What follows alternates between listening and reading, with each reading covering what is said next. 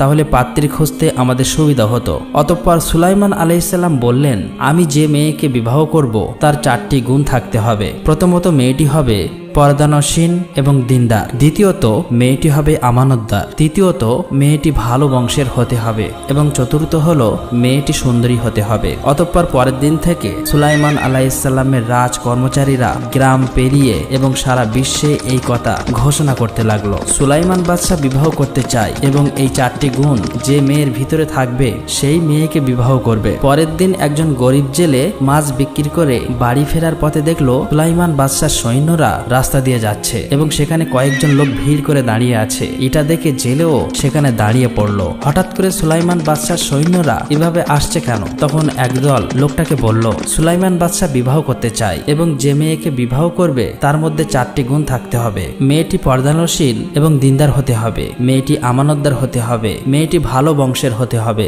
মেয়েটি সুন্দরী হতে হবে। এই কথা শুনে জেলে বাড়ির পথে রওনা দিল। কিছু দূর গিয়ে জেলে মনে মনে দোয়া করে বললেন, হে আল্লাহ, আমার বাড়ি আমার একটা মেয়ে রয়েছে, সেও বিবাহের উপযুক্ত, মেয়েটি আমানতদার, দিনদার, সুন্দরী, জীবনে কখনো কোনো পুরুষকে দেখিনি, পৃথিবীর কোনো পুরুষ তাকে দেখিনি, পৃথিবীর কোনো পুরুষ তাকে দেখা তো দূরের কথা, তার ছায়া পর্যন্ত দেখিনি, সারাদিন রোজা রাখে, রাতের বেলা আল্লাহর ইবাদত করে। আমি যদি মেয়েকে সুলাইমান বাদশার সাথে বিবাহ দিতে পারতাম তাহলে জীবন ধন্য হয়ে যেত। আমি হতাম সুলাইমান বাদশার শ্বশুর এবং সুলাইমান বাদশাহ হতো আমার জামাই। কাল কিয়ামতের দিনে সুলাইমান আলাইহিসসালামের হাত ধরে জান্নাতে যেতে পারতাম। হে আল্লাহ, তুমি দয়ার সাগর, তুমি রহমানের রহিম, এই দোয়া তুমি কবুল করে নিও। এই দোয়া করার পর অশ্রু ভরা চোখ নিয়ে বাড়িতে গিয়ে তার স্ত্রীকে ডেকে বলল, স্ত্রী, তুমি কি কোনো কথা শুনেছো? তখন স্ত্রী বলল, কি এমন কথা? আমি তো কিছুই শুনিনি। আর আপনার চোখে এমন জল কেন? আপনার কি হয়েছে? তখন জেলে বলল, আমাদের দেশের বাদশাহ রাষ্ট্রপ্রধান পয়গম্বর সুলাইমান আলাইহিসসালাম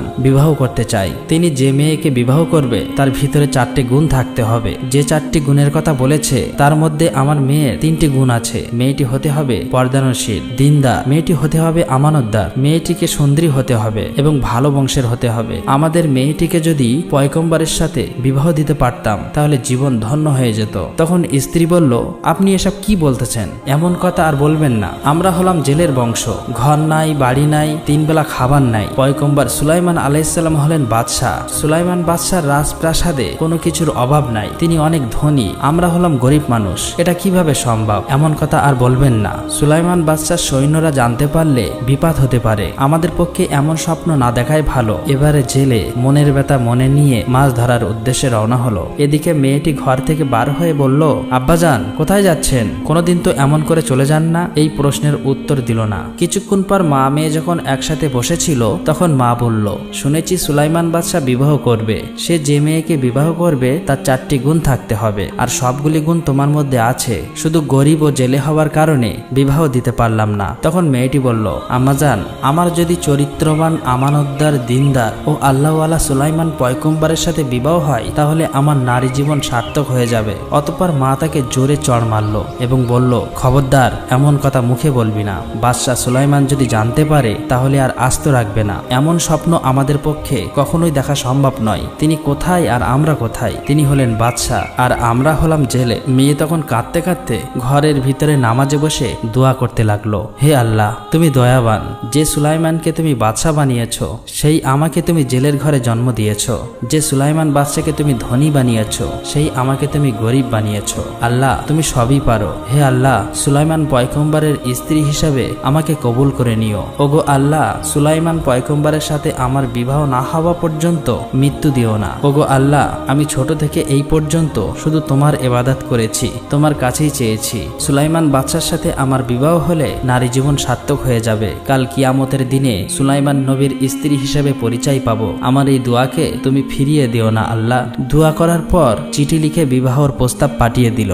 এদিকে একটি শয়তান জিন বহুদিন ধরে অপেক্ষায় আছে কিভাবে সুলাইমান আলাইহিসসালামের হাতের মুজিজার আংটি পাওয়া যাবে। কেননা এই মুজিজা আংটির কারণে সমগ্র মানুষ, জিন, পশু, পাখি, এমনকি বাতাসও তার গোলাম হয়ে থাকতো। তাই এই মজেজা আংটি যদি ওই জিন নিতে পারে তাহলে তার কথা সমগ্র বিশ্ব শুনবে, তার গোলাম হয়ে থাকবে। এই শয়তান জিন চাই সুলাইমান আলাইহিসসালামকে সরিয়ে দিয়ে সে ওই সিংহাসনে বসবে। জিন কবে যে রাষ্ট্রপ্রধান হবে সেই অপেক্ষায় আছে। অতঃপর 3-4 মাস পর আবারও সুলাইমান আলাইহিসসালাম একটি জরুরি মিটিংয়ের আয়োজন করলেন। সুলাইমান আলাইহিসসালাম বললেন, কি ব্যাপার, আপনাদের সবাইকে এমন হতাশাজনক দেখাচ্ছে কেন? আর বিবাহের জন্য যোগ্য পাত্রী কি খুঁজে পেয়েছেন? তখন মন্ত্রীদের মধ্যে একজন বলল, হুজুর, আপনার শর্ত অনুযায়ী তেমন বিবাহের জন্য তেমন যোগ্য পাত্রী খুঁজে পাওয়া যাচ্ছে না। আবার এমন একজন পাত্রী বিবাহের জন্য আপনার কাছে পত্র লিখেছে, যা শুনলে আপনি অত্যন্ত রাগান্বিত হবেন। সুলাইমান আলাইহিসসালাম বললেন, কি এমন পত্র? পত্রটি পেশ করুন। তখন মন্ত্রী পরিষদের মধ্যে আর একজন বলল, হুজুর, গ্রামে একজন জেলে থাকে, তার একটি মেয়ে আছে, সে আপনাকে বিবাহের জন্য পত্র লিখেছে, আর সাথে এটাও লিখেছে যে সে আপনার সম্পদের উপর কোনো লোভ নেই, শুধুমাত্র আপনাকে সে বিবাহ করতে চায়। মন্ত্রী পরিষদের অপর দিক থাকা আরেকজন বলল, হুজুর, এটা কখনোই সম্ভব নয়, তার সাহস তো কম নয়, জেলের মেয়ে হয়ে সুলাইমান বাদশাকে বিবাহ করতে চায়। তখন সুলাইমান আলাইহিসসালাম কিছু না ভেবেই পত্রটি ছিঁড়ে ফেলল। অতঃপর আল্লাহ রাব্বুল আলামিনের কাছে এক ফেরেশতা বলল, হে আল্লাহ, আপনার পয়গম্বর সুলাইমান আলাইহিসসালাম ধন সম্পদের কারণে অহংকার করেছে, কেননা জেলের মেয়ের বিবাহের পত্র সে কিছু না ভেবেই ছিঁড়ে ফেলল। অতঃপর আল্লাহ রাব্বুল আলামিন বললেন, সুলাইমান আলাইহিসসালামের উপর পরীক্ষা শুরু করা হবে। এদিকে জেলের মেয়েটি পত্র ছিঁড়ে ফেলার এই খবর পেয়ে অত্যন্ত শোকাহত হলেন। দুঃখ ভরা ব্যথা নিয়ে নামাজে পড়ে দোয়া করতে লাগলেন, ওগো আল্লাহ, তুমি মহান, তুমি সবই পারো। আমি জেলের মেয়ে, একজন গরিব বলে সুলাইমান বাদশাহ আমার এই প্রস্তাব প্রত্যাখ্যান করেছে। ওগো আল্লাহ, আমি শুধুমাত্র তোমার ইবাদত করি আর তোমার কাছেই প্রার্থনা করি। হে আল্লাহ, আমাকে ধনী বানিয়ে হয় সুলাইমান বাদশার সাথে বিবাহের আবদ্ধ করে দাও, আর নয়তো সুলাইমান বাদশাকে আমার মতো গরিব বানিয়ে আমার সাথে বিবাহ বন্ধনে আবদ্ধ করে দাও। এদিকে সুলাইমান আলাইহিসসালাম ও তার মন্ত্রী পরিষদ রাজ দরবারে বসেছিলেন। তখনই সুলাইমান আলাইহিসসালাম তার হাতের মজেজার আংটি খুলে রেখে দেহরক্ষীকে বলল, আমি না আসা পর্যন্ত তুমি কোথাও যাবে না এবং অন্যদিকেও তাকাবে না। এই কথা বলার পর সুলাইমান আলাইহিসসালাম বাথরুমের দিকে গেল।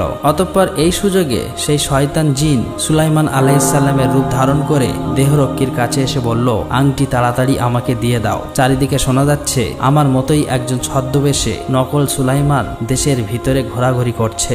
সে চাই দেশের রাষ্ট্রপ্রধান হয়ে রাজ সিংহাসনে বসবে। তোমরা তাকে যেখানেই দেখবে শাস্তি দেবে। অন্যদিকে অনেকক্ষণ পর সুলাইমান আলাইহিসসালাম যখন পাক পবিত্র হয়ে সেই দেহরক্ষীর কাছে যখন আংটি চাইলো, তখন দেহরক্ষী বলল, কিসের আংটি, কার আংটি, আর তুমিই বা কে? তখন সুলাইমান আলাইহিসসালাম বলল, তোমার কথা আমি কিছুই বুঝতে পারছি না, তুমি কি বলতে চাইছো? আমি তোমাদের সুলাইমান বাদশাহ। তখন দেহরক্ষীটি বলল, ও বুঝতে পেরেছি, আপনি তাহলে সেই ছদ্মবেশে আমাদের সুলাইমান বাদশাহ হতে চাচ্ছ। তখন সুলাইমান আলাইহিসসালাম বলল, কে ছদ্মবেশে সুলাইমান বাদশাহ হতে চাচ্ছে? দেহরক্ষীটি বলল, তুমি সামনে গিয়ে দেখো, রাজ দরবারের ভিতরে গেলেই দেখতে পাবে। তখন সুলাইমান আলাইহিসসালাম যখন রাজ দরবারের ভিতরে যাচ্ছে, ঠিক তখন শয়তান জিন এটা বুঝতে পেরে রাজ দরবারের সমস্ত কর্মচারীকে ডেকে বলল, তোমরা শোনো, আমি শুনেছি আমাদের দেশে ছদ্মবেশে একজন সুলাইমান বাদশাহ সেজে সিংহাসনে বসতে চাইছে, তাই তোমরা তাকে যেখানেই দেখবে উপযুক্ত শাস্তি দেবে এবং দেশ থেকে বিতাড়িত করবে। এই বক্তব্য শেষ হতে না হতেই আসল সুলাইমান আলাইহিসসালাম যেমনি রাজ দরবারের ভিতরে ঢুকলো, তখনই রাজ দরবারের সমস্ত কর্মচারী তাকে উপযুক্ত শাস্তি দিল এবং মেরে রক্তাক্ত করে নদীর কিনারায় ফেলে আসলো। আসলে তারা জানতো না যে সিংহাসনে বসেছিল শয়তান জিন, আর ইনিই ছিল আসল সুলাইমান আলাইহিসসালাম। এই জন্যই তারা এই বিষয়টি আর বুঝতে চাইল না। অতঃপর সন্ধ্যার প্রায় কাছাকাছি সময় জেলে মাছ ধরে বাড়ি ফেরার পথে দেখলো কি যেন নদীর কিনারায় পড়ে আছে। এটা দেখতে পেয়ে তার কাছে গিয়ে দেখলো একটা সুন্দর চেহারার মানুষ, যেন তার ললাট থেকে নূরের জ্যোতি বার হচ্ছে, কিন্তু তাকে এত পরিমাণ মেরেছে তার সারা শরীর থেকে রক্ত বার হচ্ছে। এটা দেখে জেলে নদী থেকে কিছু পানি নিয়ে তার মাথায় দিল। কিছুক্ষণ পর সুলাইমান আলাইহিসসালামের জ্ঞান ফিরে এলো। এবার জেলে বলল, বাবা তুমি কে? তোমার তো আমি চিনলাম না, তোমার বাড়ি কোথায়?